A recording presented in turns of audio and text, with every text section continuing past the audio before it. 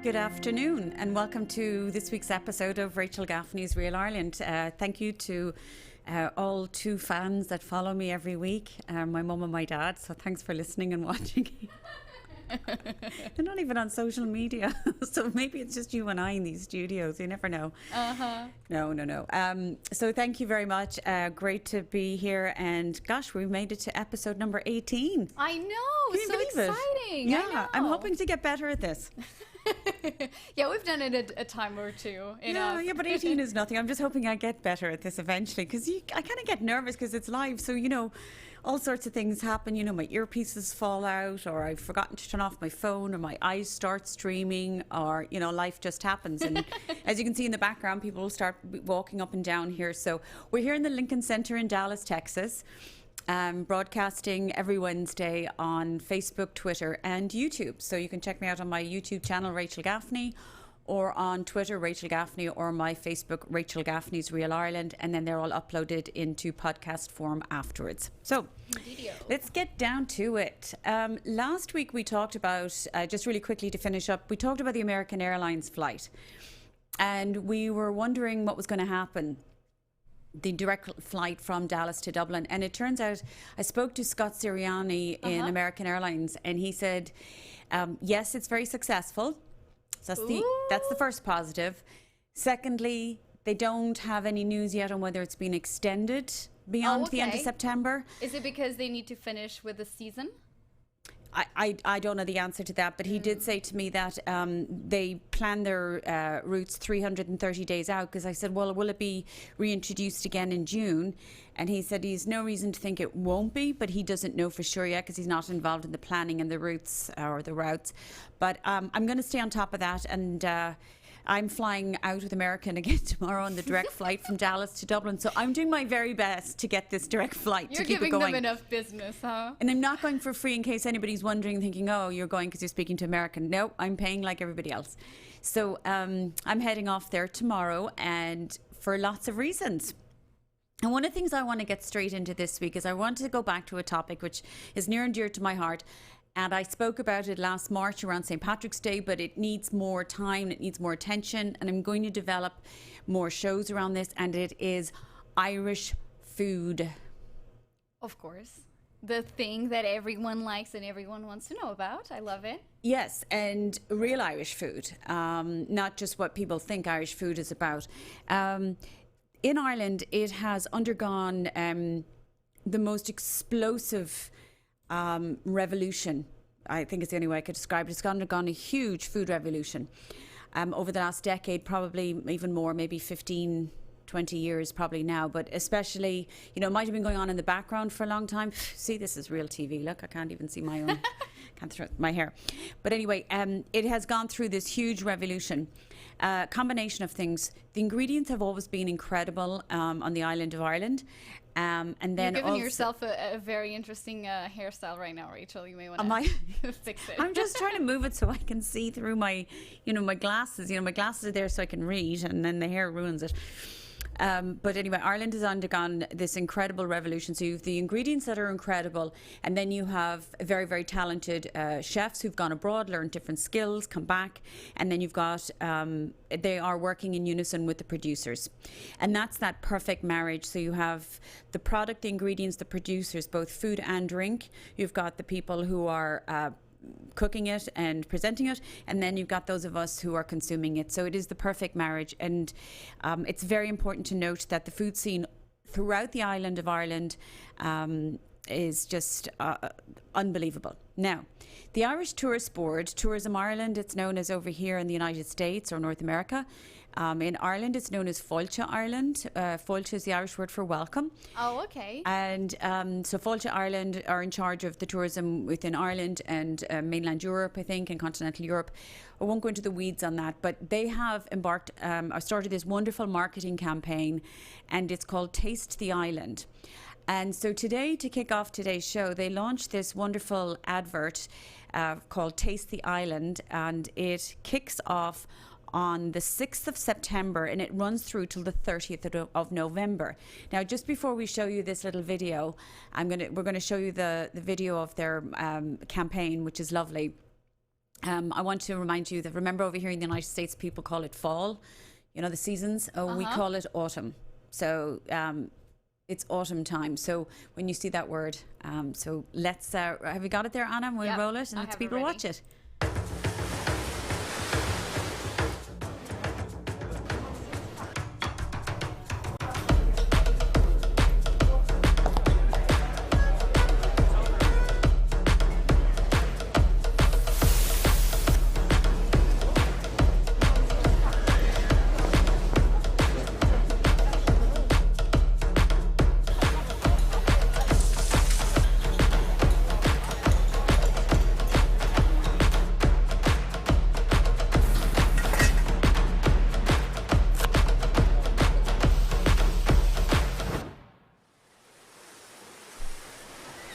Oh, there you go. That's a brief little look at their campaign for Taste the Island. It's rather lovely, that video, actually, isn't it? It just got me, especially it's lunchtime here in Dallas, so I don't know how everyone else, but out here I'm like, I want to have lunch right now.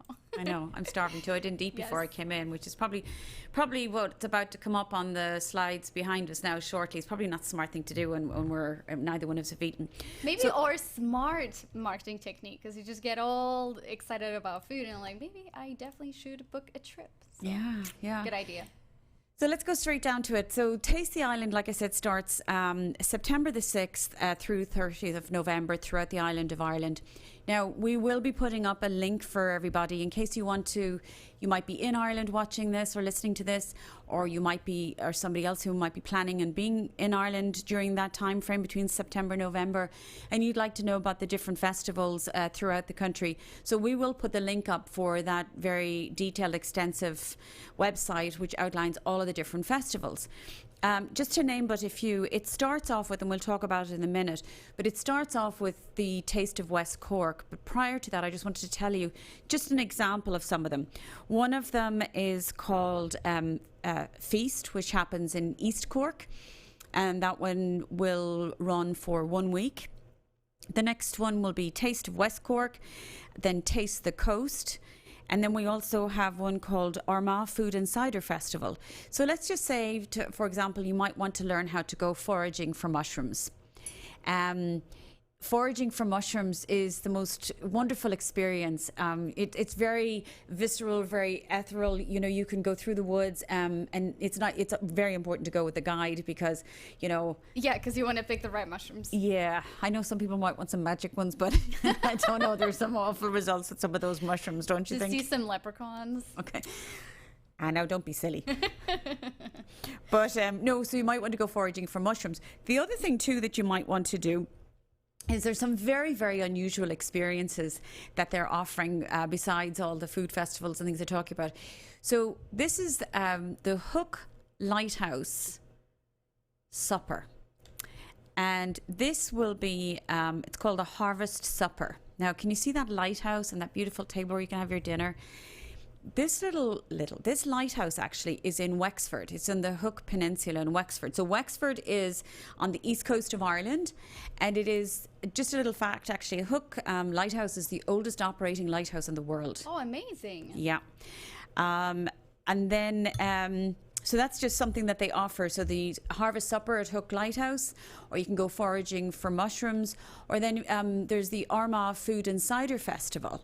Armagh is somewhere that I visited, you might recall, a few months back. Actually, it was in June. And I went to Killeavy Castle and Slieve Gullion and everything, and I filmed from there. And while I was up in Armagh, so Armagh's very famous for their apples, and they have a lot of cider business going on up there at the moment.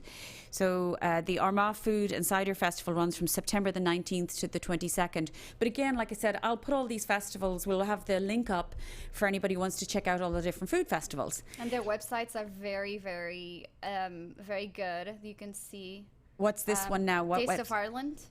What's that one? That's the Taste of Ireland, and that's where they have some information as well about the festivals. And here is the one, the Feast Cork you were talking about. Okay, so that's the Feast Festival. And I want to mention this one. Feast, lovely friend, chef Kevin Ahern.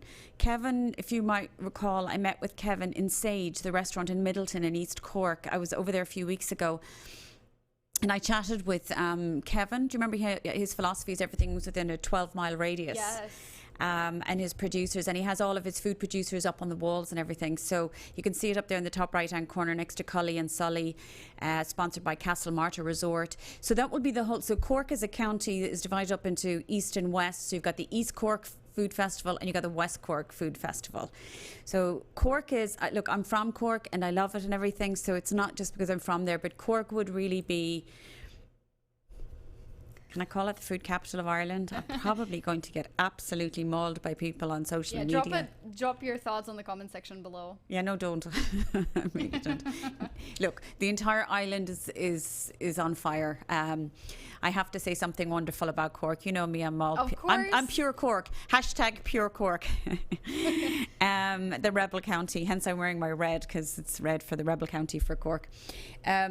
But Feast starts next week, and I'm going to be there, so I'm going to go by and see what I can see next week. I'll send some photos. Follow me on social media.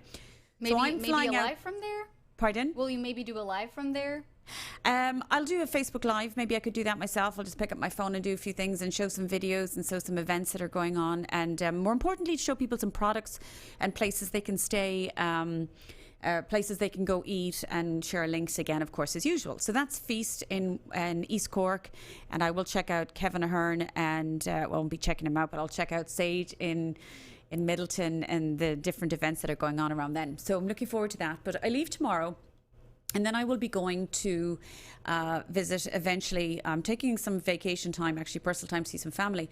And then on the 6th of September, I start my culinary tour where people are coming with me.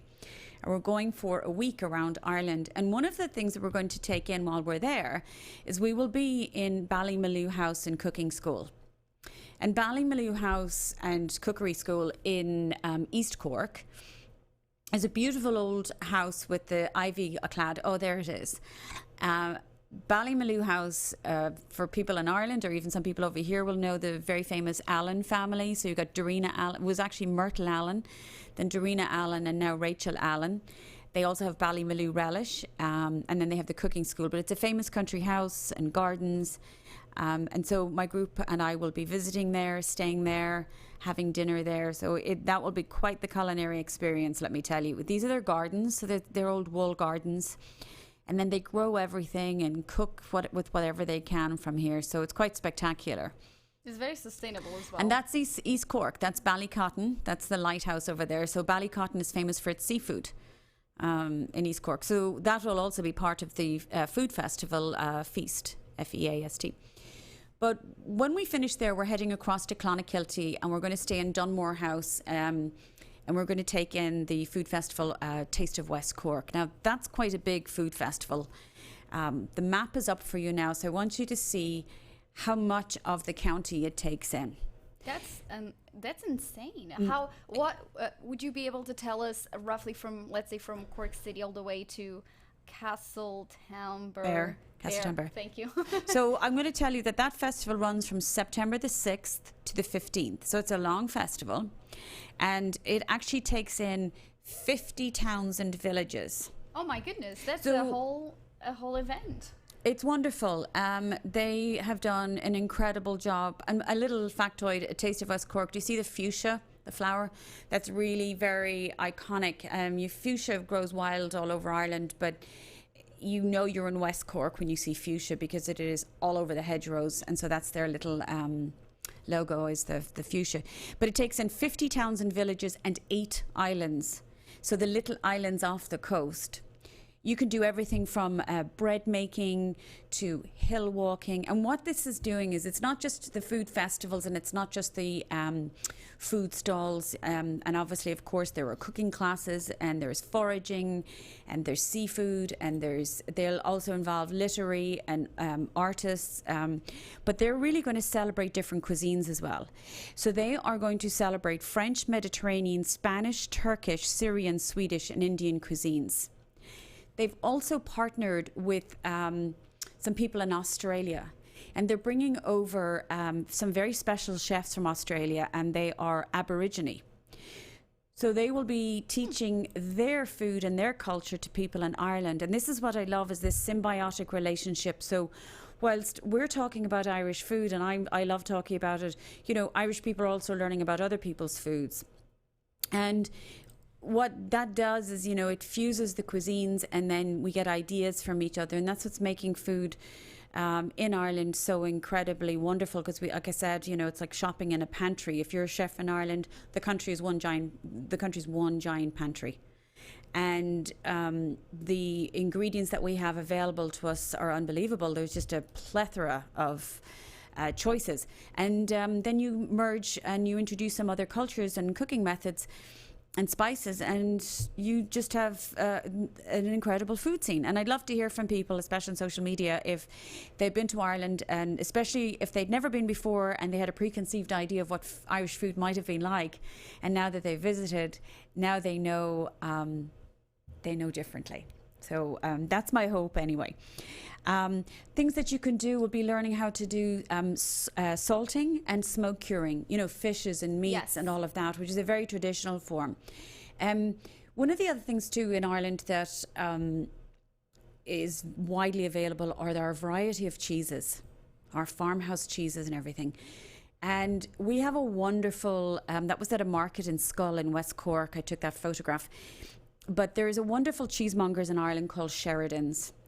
And Sheridan's cheesemongers, I took that photograph.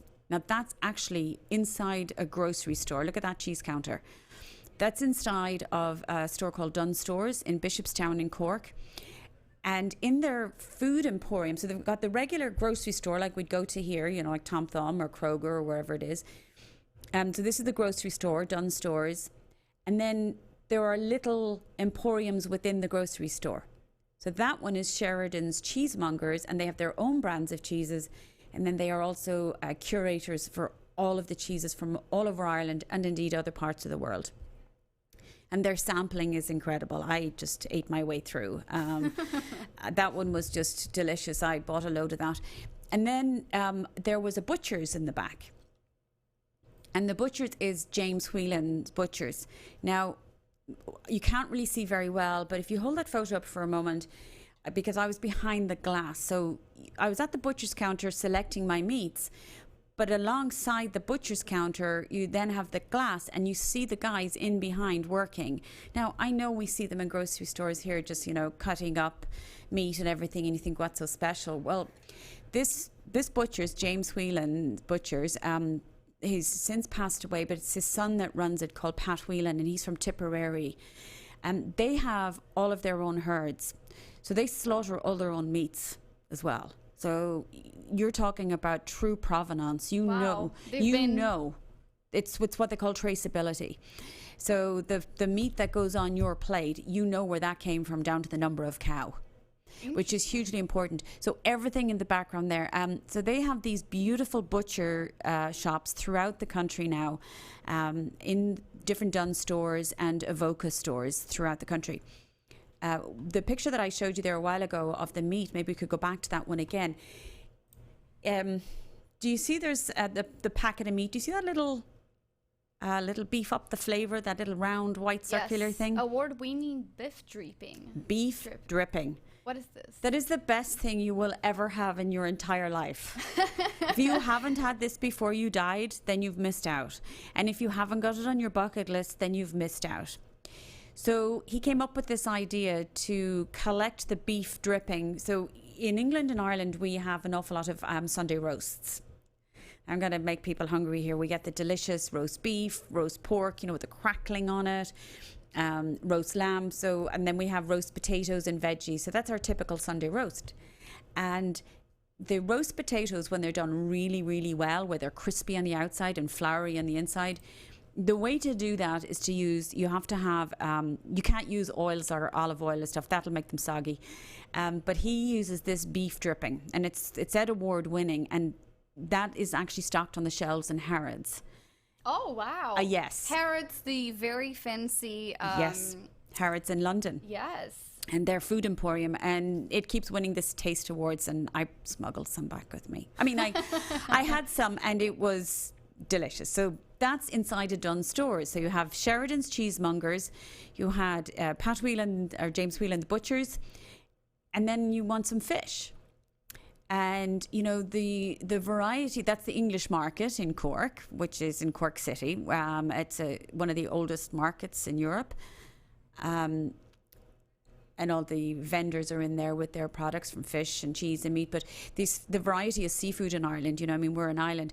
That was when I was in Lenan's in County Clare, in Ballyvaughan, County Clare. That was just one of their seafood platters, and everything was from outside. You'd salmon and shrimp, or we call them prawns.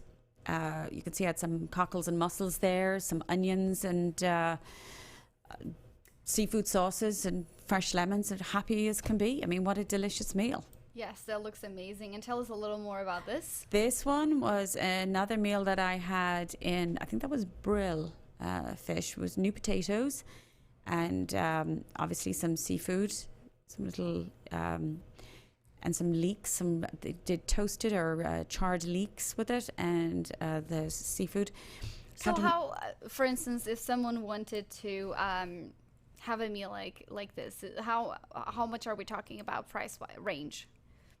Oh gosh, they run all over the place. I know that sounds very empty, but it is very reasonable, I think, to eat in Ireland. Very reasonably priced. I would think that you could go to, I know that you can go to a local pub or a small family restaurant, which is what most of these places are, and they will source everything from locally or within, if it's not a 12-mile radius, it might be a 50-mile radius, or within the county, or, where possible, they will do that now. And it's cheaper than eating here in my mind sometimes. Right. It's much less expensive. So that's kind of like an inside look into what you can do in Ireland at the moment, and the explosive food scene. And I can't forget that, the drink scene is huge too, with all the different distilleries. And I am working on something on distilleries for the fall. So I won't talk about all that now, but, gin is off the charts in Ireland. That's amazing. I still have a video here of fish that I don't know if you want to play. It's only a few seconds, yeah. Oh, so that's the fishmongers in the store. So I was buying my fish, and you can see, as you freeze it there, organic salmon fillets. That's amazing. And I bought some of those, and that fishmongers was oh gosh, somebody's going to tell me now on social media I've gone dead. Kay O'Donnell, isn't that what it says on the tag? I can great, see it better I can't read. It is. It's Kay closer. O'Donnell, the fishmongers in the English market. And that's that very famous photo of her son Pat now runs it, and it's that famous photo with the Queen where she was laughing with him. She went to visit his fish stall in the English market. So they have a fish stall in different stores now as well. These are just some photos of what Irish food looks like. I mean, that was, when you go into somewhere and you ask for a sandwich or something. Mm-hmm. Okay, so I wanted some cheese and toast, and look at how it came. This is a cheese and toast? Yeah. Are you serious? That's a croque monsieur, and it was a local buffalo mozzarella and some charred pears. There's some walnuts? And some walnuts with a local fresh honey drizzle. Looks amazing, Rachel. But it is amazing. And what I love about the simplicity of this is it's not a huge portion. Right. I had some gluten-free toast. That's why, the bread options don't look so good, because I can't eat gluten anymore. But, I had that gluten-free toast. I had that buffalo mozzarella, those walnuts and pecans, I think, were on there, some local honey drizzles, and the charred local pears. And, I'm full after it. It's plenty. And that might have cost me about, I think it was €6. Oh, wow. Really? Yeah. That's so cheap. You know, which is what, about $7, Something dollars, $8, you know. And then I had a glass of Ballygown sparkling water and a nice coffee or whatever. So, but coffee in Ireland is so great because the milk is so good. It's so creamy and tastes so wonderful. So that's just another example of the type of food. I don't know if I have any more food photos that I've taken. I've so many, but I don't want to kind of bore people to death with food photos. Or just, be kind of dripping, drooling with a good food that you see. And then the jams and jellies in Ireland. So there's jams, jellies, and chutneys. They're just you'll get those everywhere as well. Now the next thing, of course, is buying Irish food. You can buy some Irish food online. Good food, foodireland.com is one of the companies that sell Irish food online. Now, most people know it for, Tato crisps and Barry's tea bags and things that they missed from home and they want to get stuff like that. So we all know about those, but now more and more they're bringing in some Irish ingredients, which I'm really thrilled about. And when it comes to wanting to eat out in different places around Ireland, if you remember, I write for Georgina Campbell. I do a monthly column, and I have showed this book to people before. And it's called Georgina Campbell's Ireland, The Best of the Best. Now, I haven't actually written for this book, so there's nothing in this for me. But you recommend? But I do recommend it. And the reason I recommend it, it just shows this is an independent guide, so you don't pay to be in this book. But it goes through where you want the very best places to eat, drink, and stay. County by county, so they're all outlined in here. So if you're interested in getting a copy of this, it's available on my website online if you'd like to get a copy of this, and it includes shipping as well for you, tax and shipping. But that's a great little guide on where to eat and stay in Ireland, and it's important to know that it's an independent guide because they are independently reviewed with no hidden agenda, just to bring you the places that really are good. Yes, I'm sorry, I was a little bit silent because I was just posting the Feast Cork link up on the comment section below. And we did post the link, didn't we, for people who want to know about the Taste the Island campaign? Not yet, but it will be done in a second. So I will post a few links on my Twitter page on Rachel Gaffney. So it's just at Rachel Gaffney on Twitter.